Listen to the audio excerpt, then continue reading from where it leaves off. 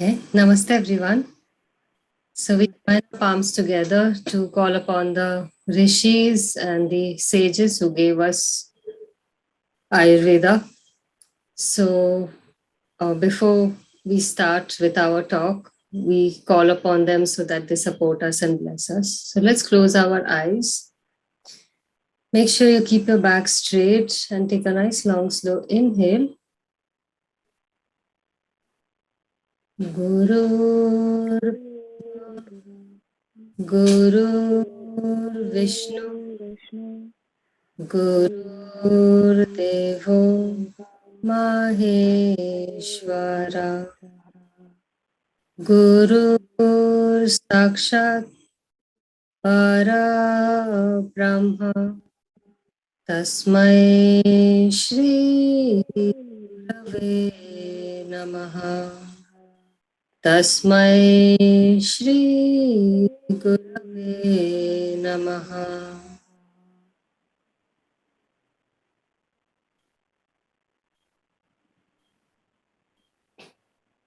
Slowly open your eyes.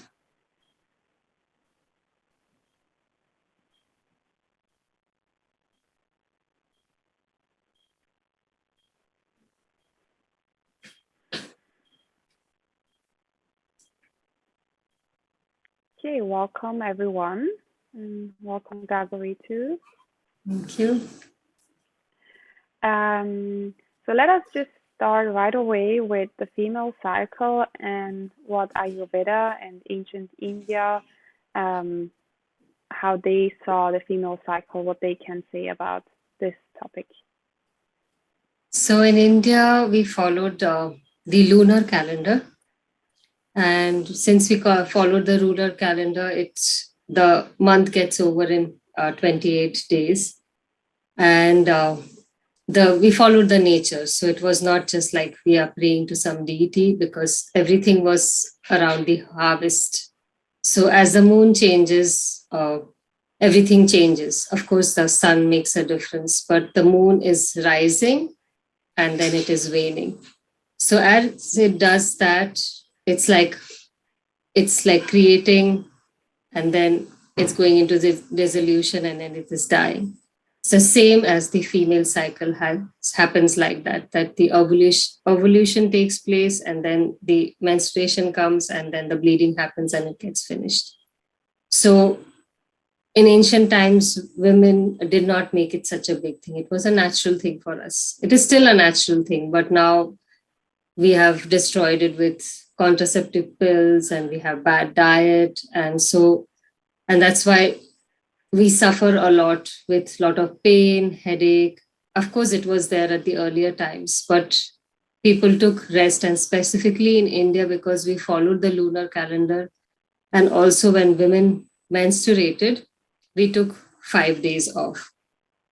We took days off away from the menstrual days off from when you are bleeding, so that normal essential things are not interfering your cleansing process, because there's a cleansing that is happening.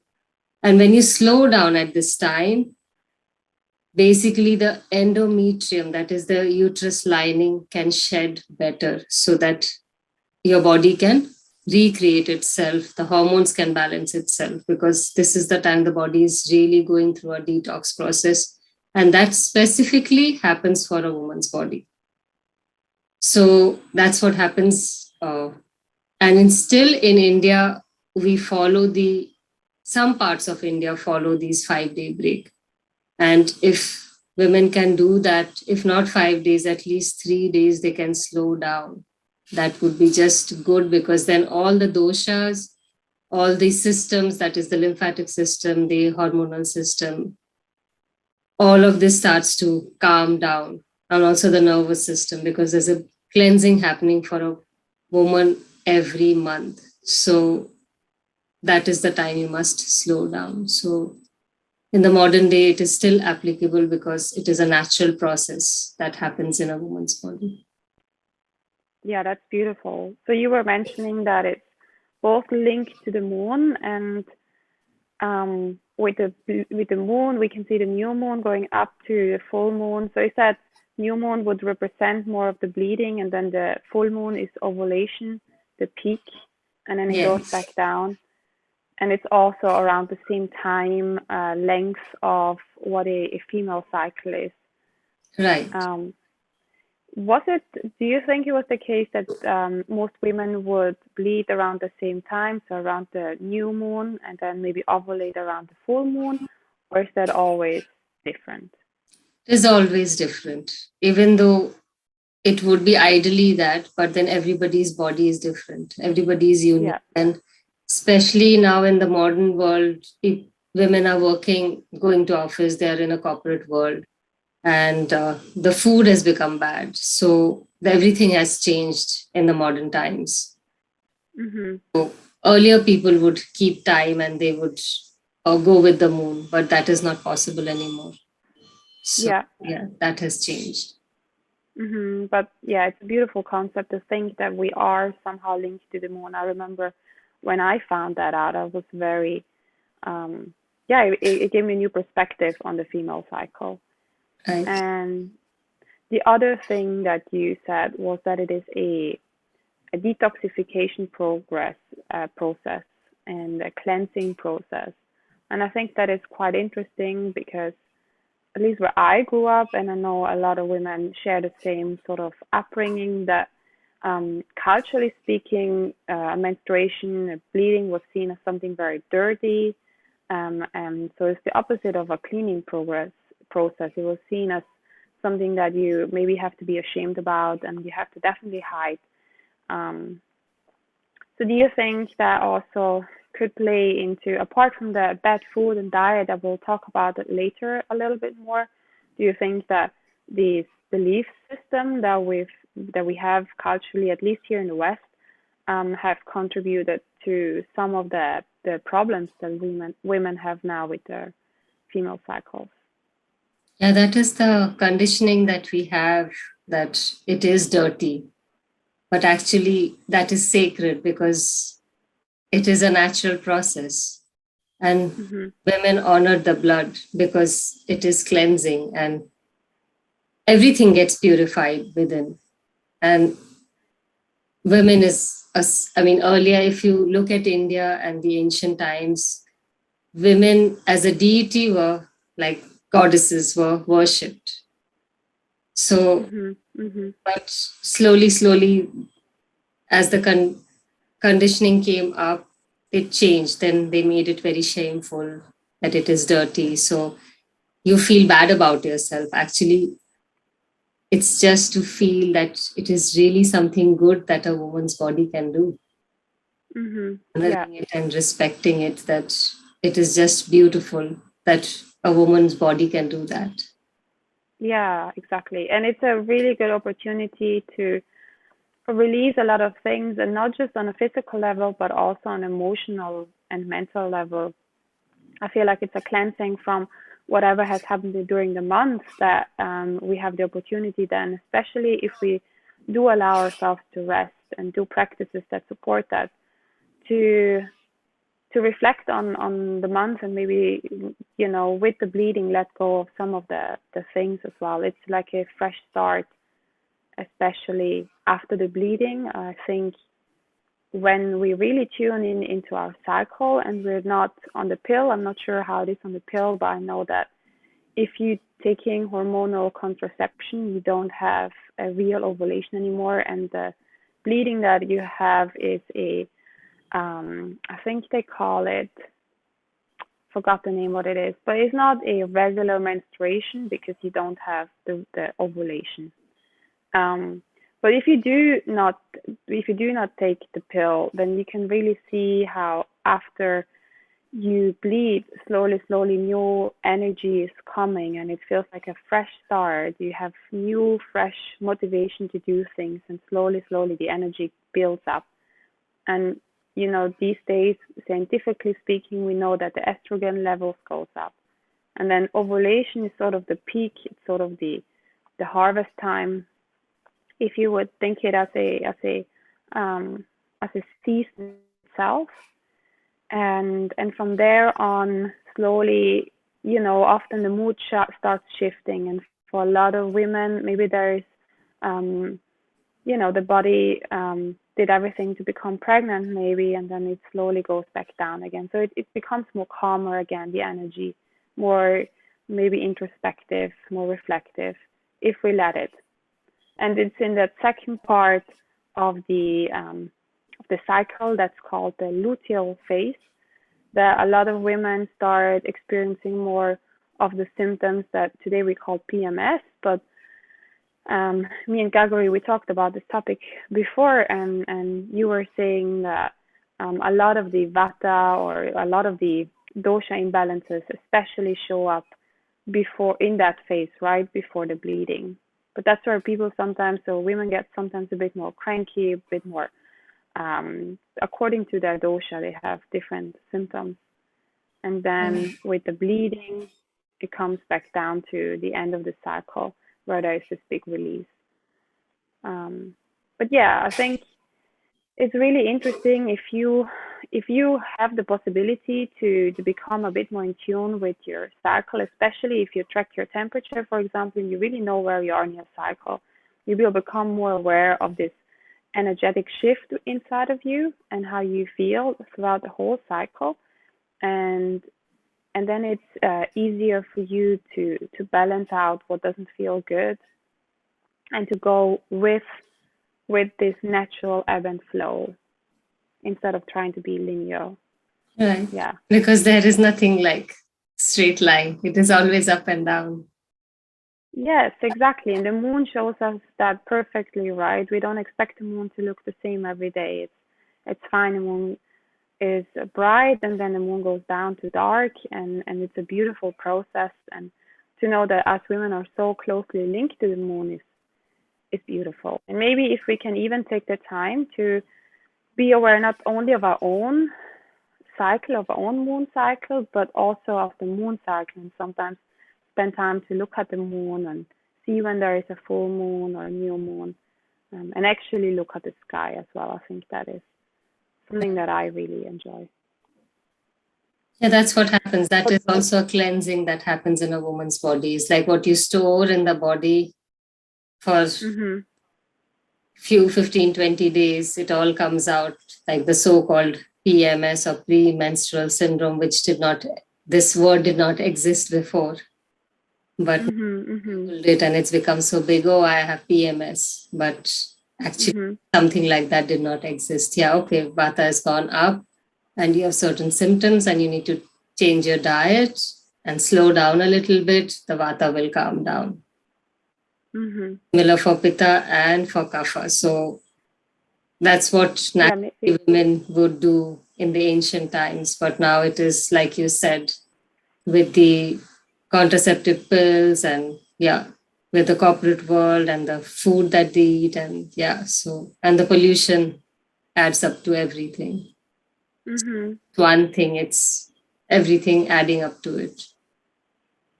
Maybe you could tell people a little more about the different doshas and how they show up in that second part of the female cycle.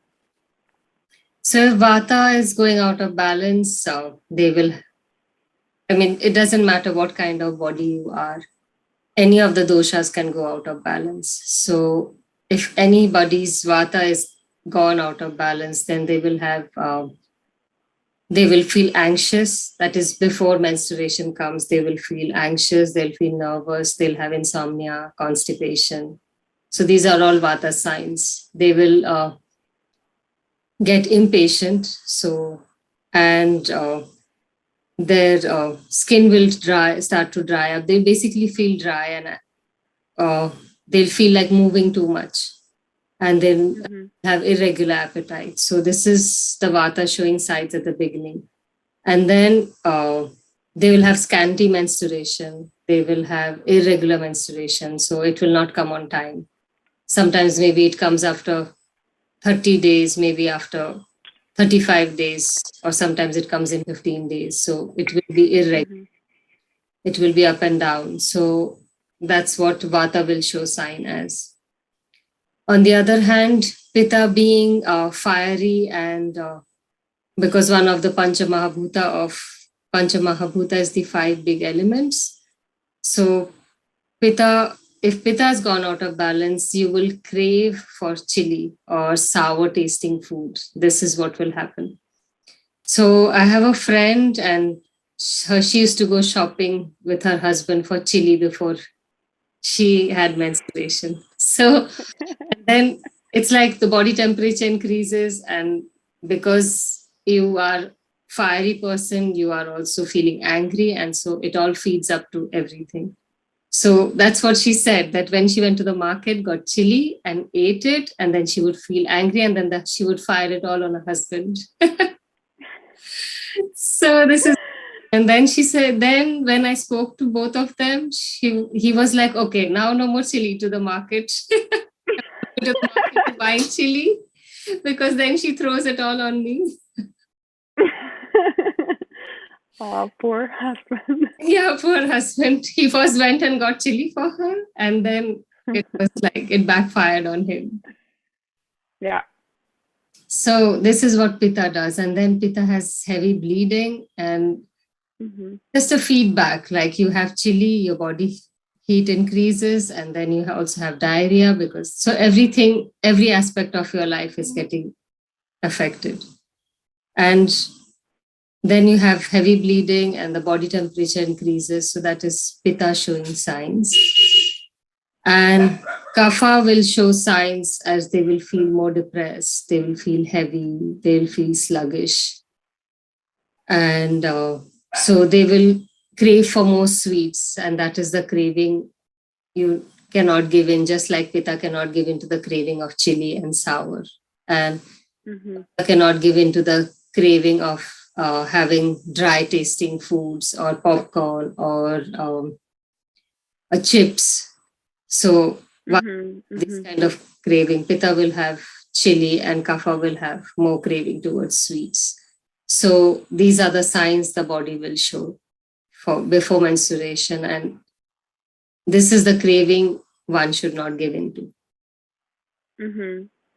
Yeah, I think that is so interesting because I here in the West, I feel like that we are so used to separating everything. We separate the mind from the body, the emotions from the mind, the food definitely from the emotions, and to feel to really see that there's a correlation between everything. And maybe I'm not angry because my husband's being annoying, but I'm angry because I'm eating the wrong things, and I'm eating the wrong things because my pitta is too high. That's a deep level of insight that is so helpful for people to really increase the quality of their life if they know how to balance it. So what would you say should these three doshas do to balance out their diet or So, to help themselves with the, yeah. so if Vata is going out of balance, they need to eat more like heavy vegetables like pumpkin, and more sweet vegetables. Like for that time, leave out the raw salads, and so they can have more rice and quinoa and things like that, uh, like papaya. So these are all heavy. Uh, so more eating more sweet, sour, and salty, which will bring Vata back to balance. And for Pitta, it would be more cooling foods like cucumber, apples, uh, prunes, coconut, also rice. So all these will cool down Pitta. And for Kapha would be more dry tasting foods like raw salads and the, what do you call it, astringent tasting foods. So astringent will uh, make it more stimulating for Kapha. So this is Mhm. what will bring Kapha back to balance. So just eating the opposite to the craving that is coming, rather than just Mhm. giving into the craving. It is difficult to control, but holding on to the craving for few days, not like for a long time, but for few days, just holding on to the cravings that is so strong for that moment. Yeah. And probably once you start doing that a little more, then it becomes more of a habit. And then in the first part of your cycle, you're already eating better according to your dosha. And then in the second part, the cravings won't be that bad. It will be easier already. Right. Right. And as you get, Yeah. like you said, it is a habit and you get used to it. So it's just a process that your body and mind goes through. Otherwise, like Yeah. it's like affecting every aspect of your life again. Yeah, Like you exactly. said, everybody just differentiates. Okay, food is different, emotion is different, mind is different, body is different. No, it is all at the same time. Yeah. And if one goes out of balance, it brings in the other out of balance as well. Right. Yeah. Good. So, what are some of the things that women should consider when they are bleeding? Like what you mentioned that resting is very important. Is there any other things that Ayurveda or ancient India would say would be beneficial to do or maybe not to do during the period? Yes, there are some rules. One is definitely not washing your hair, and that I followed once I got to know about it. That completely not wash your hair at all. Of course, I couldn't do without shower, which is also another rule. But shower, it's like, I mean, in India, and especially in being in South India, it's like it's so hot that you sweat. So washing hair, definitely not. And then if you can avoid shower, but otherwise you can sponge. Then exercise not at all. Only for those 3 to 5 days.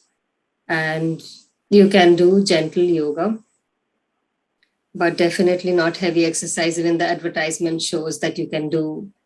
You can play football, you can play tennis, but that is not advisable at all because it is too much for the body. And Yeah. also no swimming because many people go swimming, and when you get into the water the bleeding stops, so that is not to do to the body to stop the bleeding. And some things that can be done is mostly is to rest and relax, and then if you like to read, write, or uh, journal, so you can do that. And you can also eat freshly cooked meals so that you feel more calm and more relaxed rather than eating junk food. And definitely do some slow yoga, which you will probably talk about, and also meditation. So, yeah, these are the things Yeah. that Ayurveda talks about. Yeah. Just to go back for a moment about the hair washing, because I'm sure that a lot of people will listen to this and will be very surprised of where this would come from and what purpose this would serve. Is there anything that you could explain a little more about the not washing your hair concept?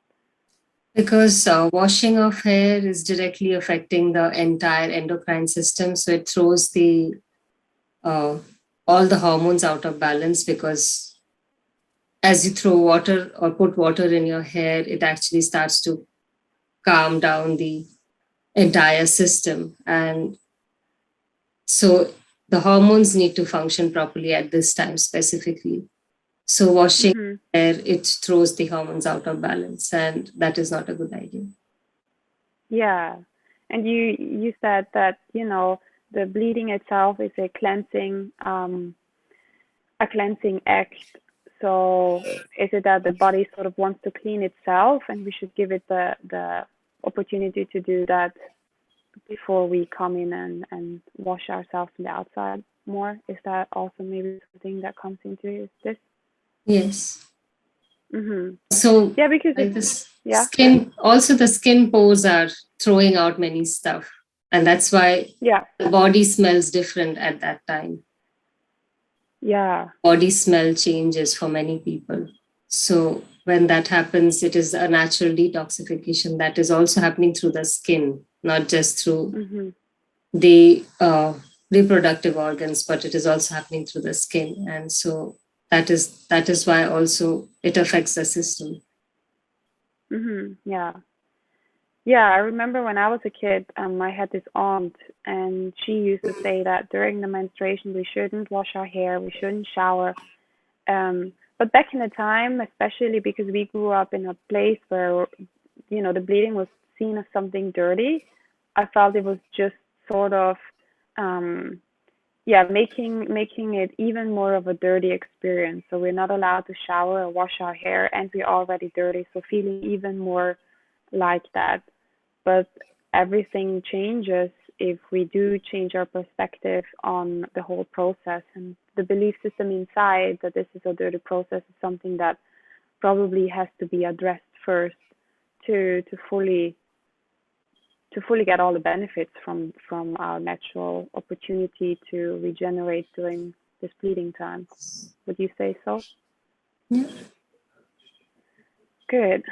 Yeah, and you talked about yoga, so maybe I can add a little bit on that.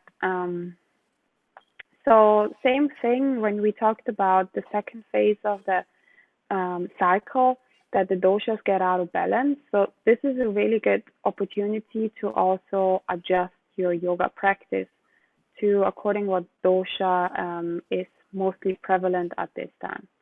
So if you're experiencing Vata symptoms, it does make sense to, especially, after ovulation, start addressing more of those Vata symptoms through your yoga. So if it is bloating, there's poses that help with the bloating. And Vata loves to move and be active, and jump from one thing to another, sort of. So we want to do the opposite with the yoga practice. It is steady, it is slow, it's very conscious. Um, and so I would definitely bring in a more of a nourishing aspect as well. So the closer we go towards the bleeding, the slower I will generally make the yoga for each dosha, the more nourishing and more calming. But you can adjust a little bit according to the dosha. So for Pitta, bring in more poses that have a cooling effect, and bringing the attention that, okay, if you're feeling angry, and when you start on the yoga mat and you're feeling already a little frustrated, then go slow. Don't try to do it in a competitive way. There's no need to do the most difficult poses. You don't need to sweat that much. You go slow, and you go it. Maybe you don't go 100% of your capacity for a yoga pose. You just go 90%. And then with kapha, if you're feeling the sadness, then maybe do just some very gentle back bends, and bringing some more energy, some more air into here, into this chest area. So apart from that, during the bleeding time, I personally prefer to just do very, very gentle yoga. So for me, this is especially on the first day or the second day, it will be mostly just on the floor or on the ground, and poses um, that I hold for a long time. So there's a style called Yin Yoga or restorative yoga. So these kind of styles are really good. And then anything, I personally like poses that are stretching the legs and the hips area. That is very helpful. Also, if you tend to have more cramps, um, and and it helps you to just connect back to the body. So very often we're so much in our mind. Um, for me, yoga has helped me to get a feeling of my body and the emotions that are stored there. So it also helps you to become more aware of what is actually going on. Maybe you're not even aware that you're feeling frustrated because you think that's just how you normally feel. And when you slow down and you feel into your body and you stay in a pose and you really want to rush to the next one, and then you feel into that and you feel the impatience, that's where you can become more aware of yourself. So there's probably more to say about this topic. I think yoga is great to do throughout the whole cycle. I would just say that it's really good to slow down during the bleeding time, and maybe even on the first day, don't do any yoga. Maybe just a child pose or something really really small. And with the breathing, choose pranayamas that aren't heating during this time, that are more helping you to release. So, for example, if you have breathing techniques where the exhale is longer, or you pause after the exhale, these are really good to bring in this apana vayu, what we call it, the energy that goes downwards and that assists your bleeding process as well. So if you know a bit about the vayus, if you're a little more advanced in the yoga, you can do apana vayu classes. That would be best for the bleeding time and before as well, because they help you to release and they govern the letting go and the grounding, and also they are the governing the menstrual cycle, the bleeding. And meditation, same thing. I think it's a really, really powerful time to meditate during your bleeding time. I feel like there's a lot of insights that are happening, and it's very easy to. A part of, obviously, when there's cramp and when we're completely out of balance is something else. But when you're feeling fairly balanced, you might naturally already be drawn to more introspective practices, and meditation is a very good practice to look inside, become really calm, to connect to spirituality. So whether you use mantra or whether you use a breathing meditation or whether you use a kriya meditation, anything that is more calming and introspective and nothing that is bringing you out of balance even more, basically. I think that's all that I would say to that topic about the yoga. Is there anything else that we haven't touched on, Gagori? No, I think that much is, I think this is it for now. Yeah. Yeah. All right. Okay. Thank you so much, Gagori, for doing this live with me or this call with me. And thanks everyone that listened as well. Thank you to you, Maria. Thank you for. Thank you, Gagori. Yeah. And until next time. Yes.